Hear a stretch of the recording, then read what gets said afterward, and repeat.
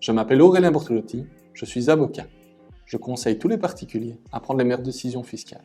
Dans cette vidéo, je vais vous expliquer les conséquences fiscales de la déduction par le locataire de son loyer alors que le contrat de bail lui est interdit. Cela peut avoir des conséquences importantes pour le propriétaire. En effet, si le locataire ne déduit pas son loyer, le propriétaire sera taxé sur le revenu cadastral indexé majoré de 40%. Si le locataire déduit son loyer, sans prévenir le propriétaire, l'administration fiscale va rectifier les revenus du propriétaire.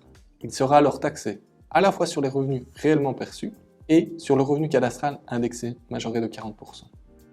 Quelles sont les options qui s'offrent au propriétaire? La première, il peut contester la rectification de ses revenus en introduisant une réclamation administrative. La seconde, soit il ne souhaite pas introduire une telle réclamation, ou si après avoir introduit une telle réclamation, il ne trouve aucun accord avec l'administration fiscale, il lui appartient de convoquer son locataire devant le juge de paix et d'obtenir la condamnation de ce locataire au remboursement des impôts qu'il a dû payer à la suite du comportement du locataire.